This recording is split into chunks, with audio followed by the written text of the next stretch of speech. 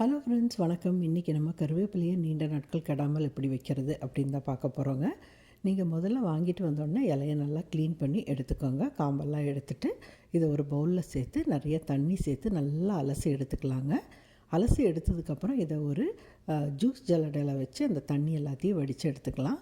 எடுத்ததுக்கப்புறமா ஒரு காட்டன் கிளாத்தில் வச்சு மீதி இருக்கிற தண்ணியும் நல்லா அழுத்தி எடுத்து விட்டுக்கலாம்.